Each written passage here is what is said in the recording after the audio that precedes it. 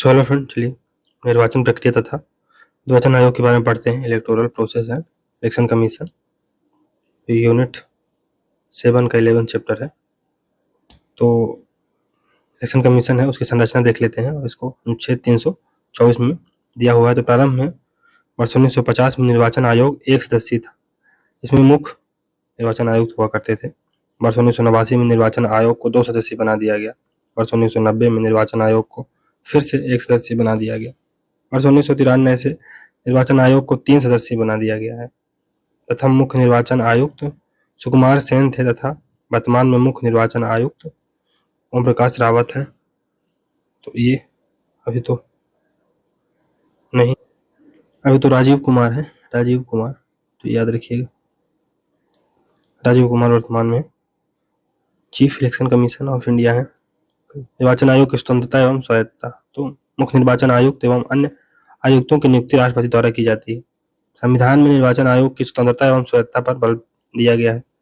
मुख्य निर्वाचन आयुक्त को हटाने का प्रावधान इस प्रकार है जैसे उच्चतम न्यायालय के न्यायाधीशों को हटाया जाता है। उनके वेतन एवं भत्तों में कार्यकाल के दौरान कोई अलाभकारी परिवर्तन नहीं होगा। भारत में मुख्य निर्वाचन आयुक्त राष्ट्रपति के प्रसाद पर्यंत पर काम नहीं करता है। तो pleasure of the president important नहीं है for chief election commission of India. कार्यकाल, तो निर्वाचन आयुक्त का कार्यकाल 6 वर्ष या 65 वर्ष की आयु तक है, जो भी पहले हो। यदि 6 साल का कार्यकाल पूरा होता है तो हटना पड़ेगा, और यदि 6 वर्ष का कार्यकाल पूरा होता है यदि 6 साल का कार्यकाल शेष रहने पर भी 65 वर्ष की आयु पूरी होती है तो भी हटना पड़ेगा। निर्वाचन आयुक्त राष्ट्रपति को अपना त्याग पत्र देकर पद छोड़ सकते हैं। पद से हटाना, तो मुख्य निर्वाचन आयुक्त को हटाने की प्रक्रिया उच्चतम न्यायालय के न्यायाधीश को हटाने की प्रक्रिया के समान है। राष्ट्रपति अन्य निर्वाचन आयुक्त तथा प्रादेशिक निर्वाचन आयुक्त को मुख्य निर्वाचन आयुक्त की सिफारिश पर पदच्युत करता है। निर्वाचन आयोग के कार्य, तो कार्यों का संक्षिप्त वर्णन संविधान में किया गया है, जैसे राष्ट्रपति, उपराष्ट्रपति, लोकसभा एवं विधानसभाओं के सदस्यों के चुनाव कराना और इनके निर्वाचन का नामांकन करना। जनप्रतिनिधित्व अधिनियम 1950 के अनुसार कार्य, तो मतदाता के लिए अर्हता का निर्धारण करना तथा उनका पंजीकरण करना एवं मतदाता सूची तैयार करना। नेक्स्ट, वर्तमान में निर्वाचन आयोग के कार्य निम्नलिखित हैं। पहला, राष्ट्रपति का निर्वाचन कराना। दूसरा, उपराष्ट्रपति का निर्वाचन कराना। तीसरा, लोकसभा का निर्वाचन कराना। चौथा, विधान परिषदों एवं विधानसभाओं का निर्वाचन कराना। पांचवा, राज्यसभा का निर्वाचन कराना। छठवां, निर्वाचक नामावली तैयार करना तथा मतदाताओं का पंजीकरण करना। छठवां, निर्वाचन की तिथि एवं समय सारणी निर्धारित करना। नेक्स्ट है कि राजनीतिक दलों को मान्यता प्रदान करना तथा उन्हें चुनाव चिन्ह प्रदान करना। नेक्स्ट है चुनाव के समय दलों एवं उम्मीदवारों के लिए आचार संहिता का निर्माण करना। नेक्स्ट है कि अनियमितताओं के आधार पर चुनाव रद्द करना। नेक्स्ट, राष्ट्रपति को सलाह देना कि राष्ट्रपति शासन वाले राज्य में 1 वर्ष समाप्त होने के बाद चुनाव कराए जाएं या नहीं। संविधान में उल्लेखित सांसदों के अयोग्यता के संदर्भ में राष्ट्रपति को सलाह देना। चुनाव क्षेत्रों के परिसीमन में परिसीमन आयोग की सहायता करना। फिर नेक्स्ट है कि राजनीतिक दलों को राष्ट्रीय दल अथवा क्षेत्रीय दल का दर्जा प्रदान करना। राष्ट्रीय दल तथा क्षेत्रीय दल का दर्जा प्रदान करने का तरीका, तो राष्ट्रीय दल का दर्जा प्रदान करने का तरीका क्या है? पहला है, यदि कोई दल विधानसभा या लोकसभा के चुनाव में 4 या 4 से अधिक राज्यों में 6% से अधिक वैध मत प्राप्त करता है। दूसरा, इसके अतिरिक्त लोकसभा चुनावों में किसी राज्य या राज्यों में 4 सीटें प्राप्त की हैं। चौथा, कोई दल राष्ट्रीय दल की मान्यता प्राप्त करता है यदि वह लोकसभा में 2% स्थान जीतता है तथा ये सदस्य 3 विभिन्न राज्यों से चुने जाते हैं। तीसरा, यदि कोई दल कम से कम 4 राज्यों में राज्य स्तरीय दल के रूप में मान्यता प्राप्त करता है। वर्तमान में निम्नलिखित दलों को राष्ट्रीय दल के रूप में मान्यता प्रदान की गई। पहला है भारतीय राष्ट्रीय कांग्रेस 1885 में। फिर भारतीय कम्युनिस्ट पार्टी जो 1925 में बनती है। भारतीय जनता पार्टी 1951 में। भारतीय जनता पार्टी 1981 में दोस्तों, इसको 81-82 में बनाया गया। भारतीय कम्युनिस्ट पार्टी मार्क्सवादी 1964। बहुजन समाजवादी पार्टी 1984। राष्ट्रवादी कांग्रेस पार्टी 1999, हालांकि इसका स्टेटस छीन लिया गया है। तृणमूल कांग्रेस 1998 में बनती है, ममता दीदी इसके संस्थापक है। तो वर्तमान में दोस्तों महत्वपूर्ण राष्ट्रीय दल है उसमें बीएसपी तो बना हुआ है, बीएसपी 1984 में इसका बना हुआ है। अभी भी ये राष्ट्रीय पार्टी है। उसकी जो स्थापना की थी कांसी राम जी ने की थी, और कुमारी मायावती वर्तमान में इसकी राष्ट्राध्यक्ष है, और इसका जो चुनाव चिन्ह है हाथी। फिर भारतीय जनता पार्टी, तो इसकी जो स्थापना हुई थी, इसकी स्थापना 1980 में हुई थी, 6 अप्रैल 1980। अटल बिहारी वाजपेयी और एल के आडवाणी द्वारा इसकी स्थापना की गई थी। और जेपी नड्डा वर्तमान में इसके राष्ट्रीय अध्यक्ष हैं। कमल इसका चिन्ह। तो 2 पार्टियां हो गई, 1 2। फिर भारतीय कम्युनिस्ट पार्टी मार्क्सवादी। भारतीय कम्युनिस्ट पार्टी मार्क्सवादी, तो भारतीय कम्युनिस्ट पार्टी मार्क्सवादी 1964 में बनती है, और इसको बनाया किसने था? एम एन रॉय, चारू मजूमदार, अंबानी मुखर्जी, फिर मोहम्मद अली, मोहम्मद सिद्दीकी, ज्योति बसु, एम एस नंबूदरीपाद। तो सीताराम येचुरी वर्तमान में इसके राष्ट्रीय अध्यक्ष हैं, और हथौड़ा, हसिया एवं तारा इसका राष्ट्रीय चिन्ह है। भारतीय राष्ट्रीय कांग्रेस, तो इसकी स्थापना 1885 में हुई थी, उसके बारे में तो सब पता है आपको। जो नई पार्टी बनी है National People Party, NPP, National People's Party, इसकी स्थापना 2013 में पीए संगमा ने की है, और ये पार्टी वर्तमान में ये नेशनल पार्टी का दर्जा इसको मिल गया है। और इसके जो राष्ट्रीय संस्थापक हैं कॉनराड संगमा है, सॉरी। और इसके जो चुनाव चिन्ह है पुस्तक है। आम आदमी पार्टी अब एक नई एंट्रेंट है इसमें, आम आदमी पार्टी। इसकी स्थापना 2 अक्टूबर 2012 को की गई थी अरविंद केजरीवाल के द्वारा। वर्तमान में इसके राष्ट्रीय अध्यक्ष भी वही हैं, और झाड़ू इसका चुनाव चिन्ह है। जो पार्टियां जिनकी मान्यता समाप्त कर दी गई है वो है भारतीय कम्युनिस्ट पार्टी सीपीआई। ये भारतीय कम्युनिस्ट पार्टी सीपीआई स्थापना इसकी 1925 में एम एन रॉय ने की थी, और वर्तमान में इसके डी राजा राष्ट्रीय अध्यक्ष हैं। हंसिया बाली इसकी चुनाव चिन्ह है। फिर राष्ट्रीय कांग्रेस पार्टी यानी एनसीपी को भी, इसको 1999 में शरद पवार और पीए संगमा और तारिक अनवर द्वारा बनाया गया था। इसको भी अब इसकी भी मान्यता रद्द कर दी गई। तो और तृणमूल कांग्रेस की भी मान्यता रद्द कर दी गई है एज ए नेशनल पार्टी। अभी रीजनल पार्टी तो है ही, but as a national party इनकी मान्यता को खत्म कर दिया गया है। क्षेत्रीय दलों की स्थापना में उनके संस्थापक तो असम गण परिषद 1985 प्रफुल्ल कुमार महंत, बीजू जनता दल 1997 नवीन पटनायक, जनता दल यूनाइटेड 1999 शरद यादव, समाजवादी दल, तो इसकी स्थापना हुई थी समाजवादी पार्टी के 1992 में मुलायम सिंह यादव ने इसकी स्थापना की थी। और प्रजा राज्यम दल ये 2008 में चिरंजीवी द्वारा बनाया गया था। क्षेत्रीय दल का दर्जा प्रदान करने का तरीका, तो पहला, यदि उस दल ने राज्य की विधानसभा के आम चुनाव में उस राज्य के कुल वैध मतों का 6% प्राप्त किया हो तथा इसके अतिरिक्त उसने संबंधित राज्य में 2 स्थान प्राप्त किया हो, यानी 2 सीट प्राप्त किया हो। 6% मत प्लस 2 सीटें। यदि वह राज्य की लोकसभा के लिए हुए आम चुनाव में उस राज्य से हुए कुल वैध मतों का 6% प्राप्त करता है तथा इसके अतिरिक्त उसने संबंधित राज्य में लोकसभा की कम से कम 1 सीट जीती है। नेक्स्ट है कि यदि उस दल ने राज्य की विधानसभा के कुल स्थान का 3% या 3 सीटें जो भी ज्यादा हो प्राप्त की हो। नेक्स्ट है कि किसी राज्य के विधानसभा चुनावों में प्रति 25 सीटों में 1 सीट प्राप्त की हो। नेक्स्ट है, लास्ट है कि राज्य विधानसभा या लोकसभा चुनावों में वैध मतों को 8% प्राप्त किया हो। निर्वाचन कराने के व्यवहारिक प्रावधान, पहला है क्षेत्रीय निर्वाचन आयुक्त। तो भारत में लोकसभा चुनाव के लिए निर्वाचन आयोग द्वारा क्षेत्रीय निर्वाचन आयुक्तों को नियुक्त किया जाता है। क्षेत्रीय आयुक्त निर्वाचन आयोग की सहायता करते हैं। दूसरा है राज्य स्तर पर चुनाव की मशीनरी।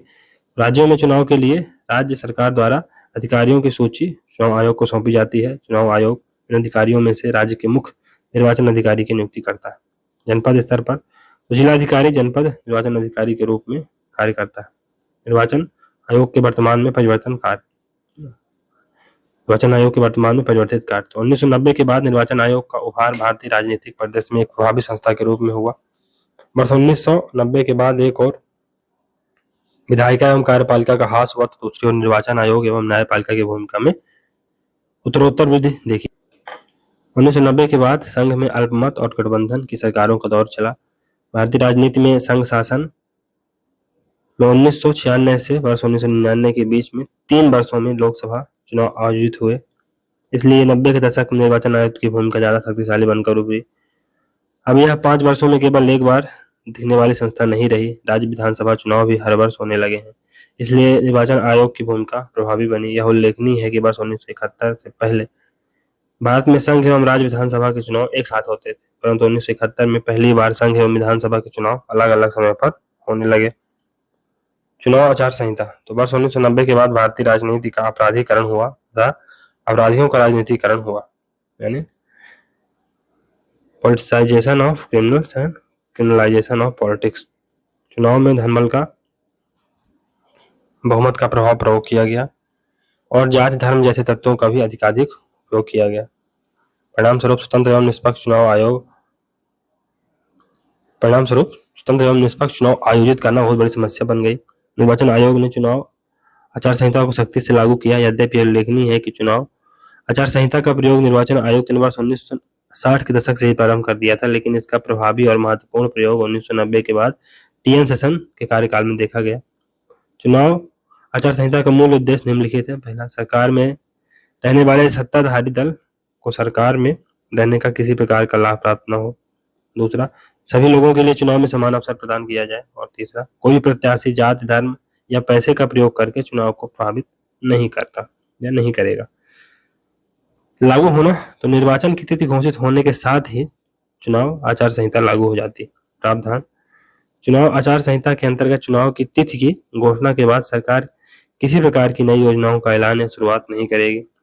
चुनाव आचार संहिता लागू होने के बाद किसी भी सरकारी अधिकारी का स्थानांतरण चुनाव आयोग की सहमति के बिना नहीं होगा। निर्वाचन आयोग के द्वारा सरकारी अधिकारियों का भी स्थानांतरण किया जा सकता है। फिर निर्वाचन आयोग के द्वारा राजनीति के अपराधीकरण पर अंकुश लगाने का प्रयत्न किया गया और उससे भी बढ़कर वर्ष 2007 में निर्वाचन आयोग ने पहली बार यह प्रावधान किया, निर्वाचन में भाग ले रहे उम्मीदवारों को अपने नामांकन पत्र के साथ एक ऐसा हलफनामा प्रस्तुत करना होगा इसमें उम्मीदवार अपने शैक्षणिक रिकॉर्ड, अपनी वित्तीय देनदारी तथा अपने आपराधिक पृष्ठभूमि की भी घोषणा करेगा या अपने ऊपर चल रहे मुकदमों का भी वर्णन करेगा। चुनाव आचार संहिता के अंतर्गत सरकार के सभी मंत्रियों को सरकारी वाहन के प्रयोग से वंचित कर दिया गया, प्रधानमंत्री को छोड़कर। चुनाव आचार संहिता को उल्लंघन करने पर चुनाव आयोग को दंडित करने की शक्ति नहीं, ये वॉलंटरी है, ऐच्छिक है, ये भी याद रखिएगा, इसका कोई लीगल वैलिडिटी नहीं। परिसीमन आयोग, डिलिमिटेशन कमीशन। चुनाव आयोग का प्रथम कार्य चुनाव क्षेत्रों का सीमांकन होता है। परिसीमन आयोग अधिनियम 1952 में यह प्रावधान है कि 10 वर्ष बाद होने वाली प्रत्येक जनगणना के उपरांत निर्वाचन क्षेत्रों का सीमांकन किया जाना चाहिए। मुख्य चुनाव आयुक्त इस परिसीमन आयोग का पदेन सदस्य होता है तथा उसके अतिरिक्त इनमें 2 सदस्य सर्वोच्च न्यायालय अथवा उच्च न्यायालय के अवकाश प्राप्त न्यायाधीश होते हैं। लोकसभा तथा विधानसभा के क्षेत्रों को निर्धारित करना परिसीमन आयोग के कार्य है। प्रत्येक जनगणना के बाद परिसीमन का प्रावधान किया गया है।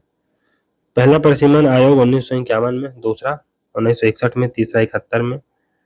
42वें संविधान संशोधन द्वारा यह प्रावधान किया गया कि 1971 के बाद वर्ष 2000 तक कोई परिसीमन आयोग नहीं बनेगा। चौथा परिसीमन आयोग न्यायाधीश कुलदीप सिंह की अध्यक्षता में 2001 में बना। 84वें संविधान संशोधन में कहा गया कि वर्ष 2026 तक परिसीमन नहीं किया जाएगा। 87 जो कॉन्स्टिट्यूशन अमेंडमेंट हुआ में यह प्रावधान किया गया कि परिसीमन के लिए वर्ष 2001 के जनसंख्या के आंकड़ों को आधार बनाया जाएगा।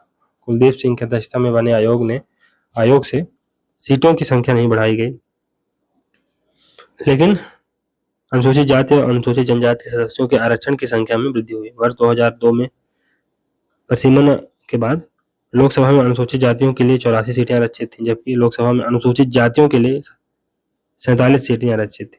परिसीमन आयोग की रिपोर्ट प्रकाशन होने के बाद उसे किसी न्यायालय में चुनौती नहीं दी जा सकती। ये नोट है, महत्वपूर्ण तथ्य है। अगर परिसीमन आयोग ने अपनी रिपोर्ट मतलब बना दी है या उसको प्रकाशित कर दिया है तो फिर उसे किसी न्यायालय में चुनौती नहीं दी जा सकती। तो चुनाव सुधार के लिए बनाई गई समितियां तारकुंडे समिति, इंद्रजीत गुप्ता समिति और दिनेश गोस्वामी समिति। तो इसमें याद रखिएगा कि जो तारकुंडे समिति है ये 1974-75 में बनी थी, 74-75 में। फिर जो इंद्रजीत गुप्ता समिति है ये 1995-96 में बनी और दिनेश गोस्वामी समिति 1990 में बनी। निर्वाचन आयोग की भूमिका अत्यंत महत्वपूर्ण है और प्रशंसनीय है। निर्वाचन आयोग ने लोकसभा के 16 चुनाव का सफलतापूर्वक संचालन किया, लेकिन इसको भी प्रभावी बनाने के लिए भारत में तत्काल रूप से कुछ और निर्वाचन सुधारों की आवश्यकता है, जिसमें कुछ महत्वपूर्ण सुधार इस प्रकार है। पहला, राजनीतिक दलों के द्वारा प्राप्त चंदे को सार्वजनिक करना चाहिए और उनका स्रोत बताना चाहिए। दूसरा, चुनाव आचार संहिता को वैधानिक आधार प्रदान किया जाए था उसके उल्लंघन करने वालों को दंडित करने का अधिकार भी चुनाव आयोग को सौंपा जाए। एक प्रत्याशी को 2 निर्वाचन क्षेत्रों से चुनाव लड़ने पर स्पष्ट प्रतिबंध लगाया जाए। फिर प्रत्येक राजनीतिक दलों का वार्षिक अंकेक्षण होना चाहिए, एनुअल अकाउंटिंग होनी चाहिए उसकी। फिर नेक्स्ट है कि जिन सांसदों और विधायकों के विरुद्ध अपराध के मामले लंबित हैं, उन मामलों को निपटाने के लिए फास्ट ट्रैक कोर्ट की स्थापना होनी चाहिए और एक निश्चित समय सीमा में उनके विरुद्ध चल रहे मामलों को निपटाया जाए। सांसदों एवं विधायकों के लिए निर्धारित खर्च राशि का सख्ती से पालन किया जाना चाहिए। नेक्स्ट है कि चुनाव के लिए वित्तीय सहायता सरकार के द्वारा भी प्रदान की जा सकती है। इसका समर्थन इंद्रजीत गुप्ता समिति ने किया था। कब बनी थी? 1995-96। भारत में लोकतंत्र की मूल समस्या प्रत्येक राजनीतिक दल की अलोकतांत्रिक गतिविधि यानी नॉन डेमोक्रेसी, तो इंट्रा पार्टी डेमोक्रेसी या इंटरनल डेमोक्रेसी होनी चाहिए। अतः आंतरिक लोकतंत्र की आवश्यकता है, इंटरनल डेमोक्रेसी की जरूरत है पार्टी के अंदर भी, है ना। 1999 में डाक मतपत्र द्वारा मतदान की सुविधा प्रदान की गई है। वर्ष 2003 में उम्मीदवारों को अपने खिलाफ चल रहे अदालती मामलों, संपत्ति का विवरण, शैक्षणिक योग्यता के बारे में बताना अनिवार्य कर दिया गया है।